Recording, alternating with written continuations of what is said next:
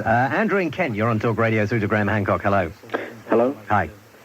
I'm very glad to get through, but you have to apologise to me for my slight nervousness, because I'm not used to being like on Talk Radio talking to millions of people or whatever. Uh-huh. But, You'll be telling me you're an extraterrestrial next. well, how did you know?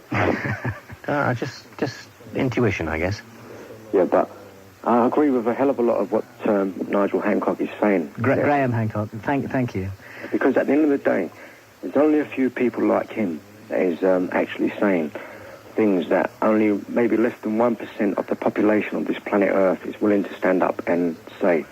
And as far as what I'm concerned, I strongly believe that we are, especially as we are approaching the millennium, and especially since it's alignment of the planets and different things like that, that we will be coming into contact with extraterrestrials.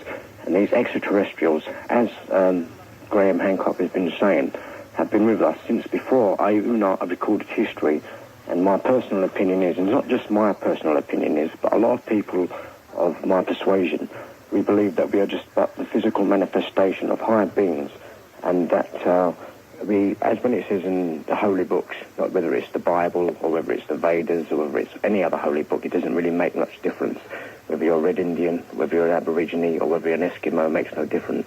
That we are just the physical manifestations of their love, their hates, their jealousies. And as regards to floods and things like that, what you was talking about earlier, I mean, I'm no Christian, don't get me wrong. I mean, I don't have no disrespect as regards Christians, but it talks about a time when, in Genesis chapter 1, verse 6 and 7... There were giants in the earth in those days. Could you say that again? There were giants in the earth in those days. That's right, the Nephilim. Yeah. I spoke about the Nephilim, because it's in Genesis chapter 6, it speaks about the time in Genesis chapter 6, and I'm only a reasonable expert. I'm no great expert, but I'm only a reasonable expert in, just say, one holy book. Which is? The holy, what some people would call the Holy Bible, the Old Testament and the New Testament. Right. But it speaks about a time when even in verses 1, 2 and 3, when even the sons of the true God came down. And when do you think, Andrew, this is likely to happen? Well, according to not just what's written down in the holy books, but according to many other people. I mean, I don't know if you saw that television program the other day. I mean, I don't take much notice of these programs because they're just old, not old hat, but they're, yeah. So they come along. The question I ask, though, is when do you think this is going to happen?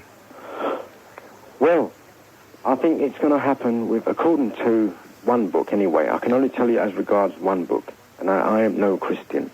But within a generation, the generation that saw the First World War will still be alive when this will happen. Well, they've missed it then. Right, thanks very much, Frank. Nice talking to you. We'll take a break back after this.